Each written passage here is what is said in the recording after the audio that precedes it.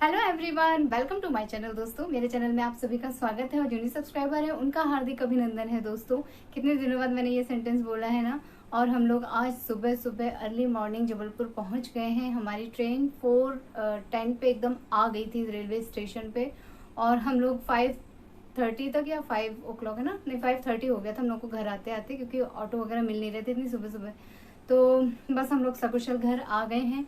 और आप लोगों को ढेर सारा थैंक यू, इतना सारा आशीर्वाद और इतना सारा प्यार देने के लिए। ये अनएक्सपेक्टेड था मेरे लिए दोस्तों, क्योंकि मैं ना ट्रेन में या अभी जो मैं 2 दिन की ट्रिप करके आई हूँ उसमें बिल्कुल भी टाइम नहीं निकाल पा रही थी। बहुत मुश्किल से मैं आधा पौन घंटा दे पा रही थी आप लोगों के वीडियोस और आप लोगों के ब्लॉग के लिए।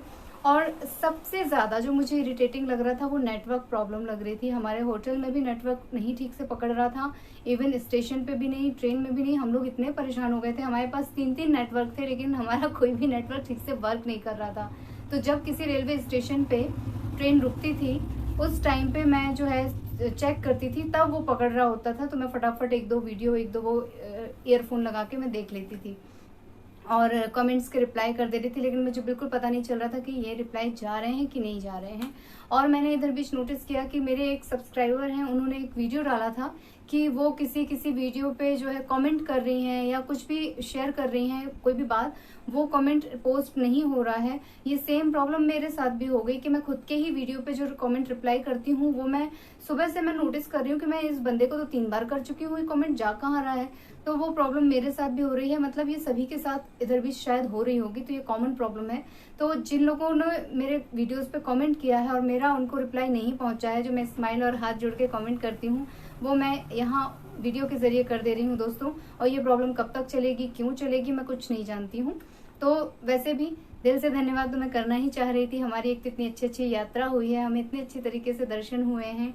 और डिटेल में मैं आगे वीडियो में आप लोगों को बताऊंगी, क्योंकि मेरे मन में बहुत सारी चीज़ें हैं जो मैं शेयर करना चाहती हूँ। और आप लोगों का साथ लगातार बना रहा, ये मेरे लिए बहुत बड़ी बात है। दोस्तों, मैं पहली बार उज्जैन गई हूँ, पहली बार मैंने दर्शन किए हैं, इसलिए यहाँ का एक्सपीरियंस मेरे लिए एकदम अलग था। एक तो कोई बताने वाला नहीं था कि वहाँ वीडियो वगैरह ले सकते हैं कि नहीं। कहीं पे अनाउंस हो रहा था कि अगर आप लोग वीडियो बनाते पाए गए तो मोबाइल जब्त कर लिए जाएंगे, लेकिन बहुत सारे लोग वीडियो बना रहे थे, बहुत सारे लोग फोटो खींच रहे थे।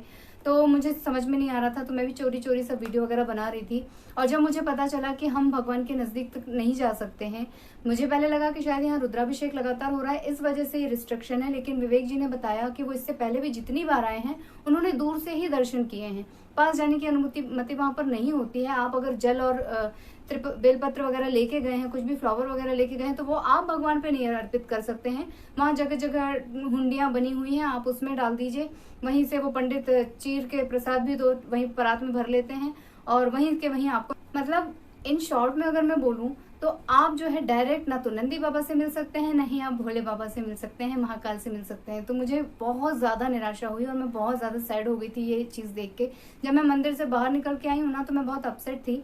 इवन मुझे हल्का सा रोना भी आ गया। मैंने कहा काशी विश्वनाथ भी तो इतना ही बड़ा है और वो इससे ज्यादा फेमस है, फिर भी वहां पे तो भगवान को हम छू भी सकते हैं, अपने हाथ से अभिषेक भी कर सकते हैं, और हमें वहां पे 2 सेकंड ही सही लेकिन बैठने दिया जाता है, क्योंकि ऐसा माना जाता है कि भगवान के मंदिर में हमें 2 मिनट बैठना चाहिए, बैठ के ही वहां से आना चाहिए। पर यहाँ तो बैठने भी नहीं दे रहे। इतना बड़ा कॉरिडोर है, इतना ही बड़ी जगह है, और वो लोग लाइन में तो जो लगे हैं सो लगे हैं, जो साइड में थोड़ा लौटते टाइम बैठना चाह रहे हैं उनको भी बैठने नहीं दिया जा रहा है। तो मैं इस चीजों से थोड़ी सी निराश हो गई थी।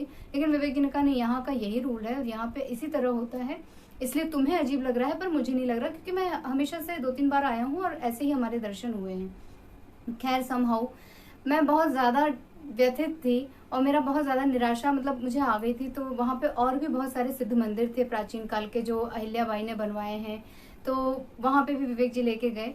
तो समहाउ मुझे ना अब एक बार थोड़ा सा मन खट्टा हो गया, तो ज्यादा मन नहीं कर रहा था। लेकिन वही होता है ना कि अगर आप भगवान से थोड़ी सी शिकायत करो कि ये क्या है, हम तो इतनी दूर से आपके दर्शनों के लिए आए थे।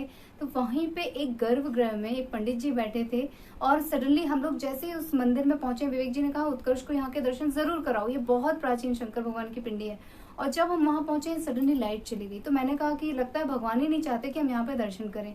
लेकिन पंडित जी ने अंदर से आवाज दी कि सब्र करो बेटा, सब्र करो, 2 मिनट इंतजार करो।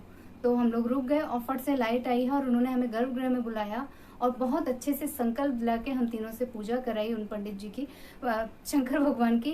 और मैं उन पंडित जी की बहुत आभारी हूँ, क्योंकि उन्होंने मन थोड़ा सा जैसे एक होता है ना पढ़ लिया हो, उन्होंने कहा देखो बेटा, अगर तुम वहाँ के दर्शन से थोड़ी बहुत भी निराश हो तो निराश मत हो, ये भी वही है, ये प्राचीन है, वो अभी अभी के आधुनिक सारी व्यवस्थाएं की गई हैं, सारा सिस्टम है, लेकिन भगवान तो एक ही है। तो आप यहाँ पे अपनी बातें करिए, यहाँ पे आप प्रार्थना कीजिए, यहाँ आप सब पूरे परिवार के साथ अच्छे से स्थिरता से करिए, कोई भागम भाग नहीं है, भगवान आपकी बात जरूर सुनेंगे।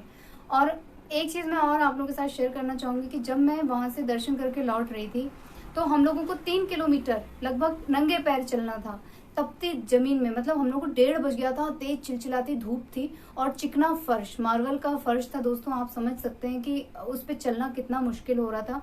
विवेक जी भी परेशान हो रहे थे। मुझे सिर्फ एक चीज खटक रही थी कि यार जब मुझे ऐसा लग रहा है कि मेरे पैरों में छाले आने वाले हैं तो बच्चे का क्या हाल हो रहा होगा। तो मैंने इसे गोदी में उठा लिया, थोड़ी दूर मैंने उठाया, थोड़ी दूर विवेक जी ने उठाया, लेकिन और मुझे ये लग रहा था कि अब इसके बाद मैं शायद ही कहीं चल पाऊं, मेरे पैर इतनी बुरी तरह जल चुके हैं।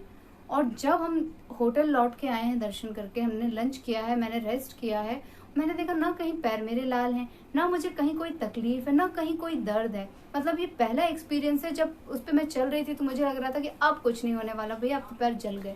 लेकिन बाद में मैंने विवेक जी से कहा कि जो जलन थी, जो तपन थी, वो सब खत्म है। मुझे तो लग रहा था ये महाकाल जो है कैसी हमारी परीक्षा ले रहे हैं कि हमको दर्शन भी ठीक से नहीं दिया, ऊपर से हमें तपते हुए फर्श पे और चलना पड़ रहा है, ये कैसी व्यवस्था है। मैं बहुत अपसेट थी तो मैं ज्यादा ही कुछ बोल रही थी, लेकिन समहाउ सारी चीजें सॉर्ट आउट हो गई। इतना अच्छा लगा, इतनी अच्छी फीलिंग हुई कि मैं आपको क्या बताऊं। फिर हम वहां से सारा दर्शन पूजन करके अपना आगे फिर घूमने फिरने गए, घाट वगैरह देखा वहां पे, और भी मंदिर गए। सबसे अच्छे दर्शन मुझे हुए हैं काल भैरव के। महाकाल के बाद अगर मैंने दिल से मतलब थैंक यू निकला है मेरा, तो वो काल भैरव के लिए निकला है। इतनी लंबी लाइन, वही सेम सिचुएशन यहाँ थी, लेकिन फेस टू फेस जो भगवान के दर्शन हुए हैं, और भगवान का जो अचानक से जो एक होता है ना भीड़ का छट जाना और आपको सडनली दिख जाना, आई कांटेक्ट हो जाना, वो मेरा हुआ।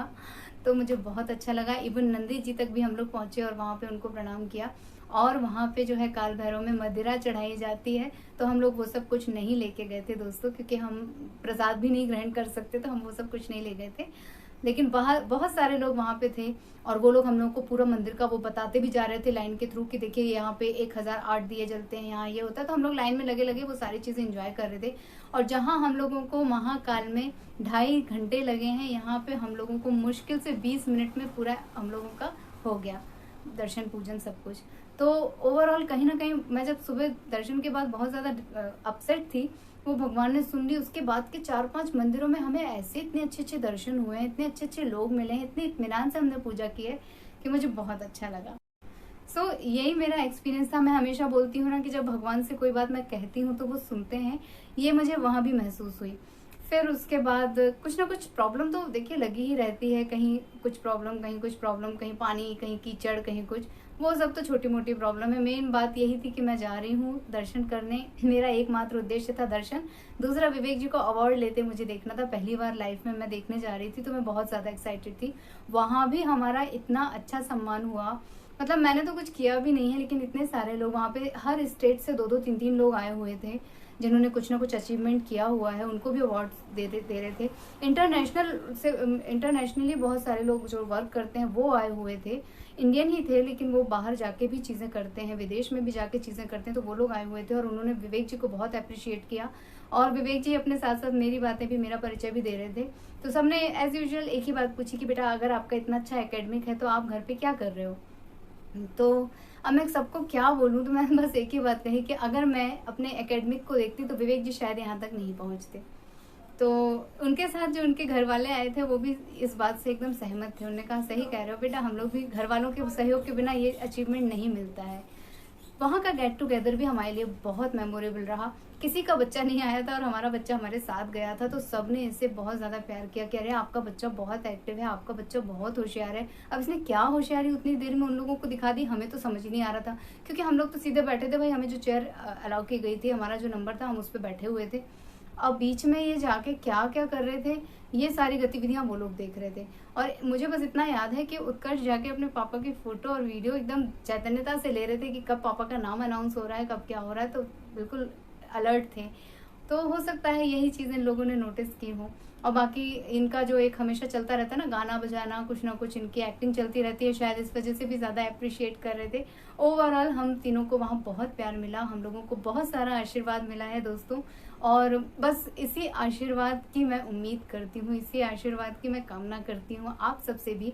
और देखिए संयोग कि मैं आप लोगों के साथ लगातार टच में नहीं थी, फिर भी आप लोगों ने इतना सारा मुझे प्यार दिया, इतना ख्याल रखा आप लोगों ने, और भगवान ने हमारा ख्याल रखा। हम लोग सकुशल घर आ गए, मैं हैप्पी हूँ, बीमार नहीं हुई हूँ। बस इसी की सबसे ज़्यादा मुझे लगती है, मैं कहीं भी जाती हूँ ना, घर आने के बाद मैं बहुत ज़्यादा डल पड़ जाती हूँ, थक जाती हूँ, क्या हो जाता है पता नहीं, लेकिन अभी तक मैं बिल्कुल चकाचक हूँ। बहुत सारे काम मैंने निपटा लिए हैं और अंदर से कहीं भी ऐसा नहीं लग रहा कि मुझे थकान है या बॉडी पेन है या समथिंग, कुछ भी मुझे महसूस नहीं हो रहा है। आज का व्लॉग जो है ऐसा लग रहा है कि मेरी यात्रा का रिव्यू मैं कर रही हूँ, मतलब क्या मैंने देखा। और सच पूछो तो मैं इतने अच्छे से शूट नहीं कर पा रही थी दोस्तों, एक एक क्लिपिंग नहीं ले पा रही थी क्योंकि मैं खुद एक्साइटेड थी। शायद मैं बनारस का व्लॉग बहुत इत्मीनान से बना लेती हूँ, लेकिन यहाँ का मैं नहीं बना पा रही थी क्योंकि मैं खुद इंजॉय कर रही थी ना। तो समहाउ मेरे मन में बहुत सारी बातें थी आप लोगों के साथ शेयर करने की। मैं चाहती थी कि मैं वहाँ पे भी कैमरे में सब बोलूँ, लेकिन नहीं हो पाया और मैं बोल भी नहीं पाई। अब कोई आपसे आके बात कर रहा है, आप अपना कैमरे में लगे रहो, ये भी ठीक नहीं लगता ना, मैनर्स के खिलाफ है ये।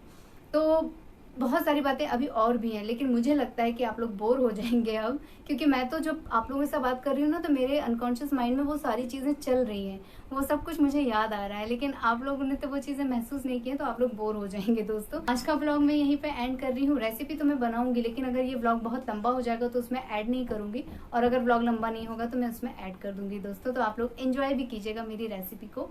और बस मेरे चैनल पे जो लोग नए हैं वो मेरे चैनल को सब्सक्राइब कीजिएगा, वीडियोस को लाइक कीजिएगा और अपने फैमिली और फ्रेंड्स के साथ उसे शेयर कीजिएगा दोस्तों। और इसी तरह अपना प्यार और आशीर्वाद बनाए रखिएगा। मैं मिलती हूँ अपने नेक्स्ट वीडियो में, तब तक के लिए take care, tata, bye bye. Bye bye and thank you for watching.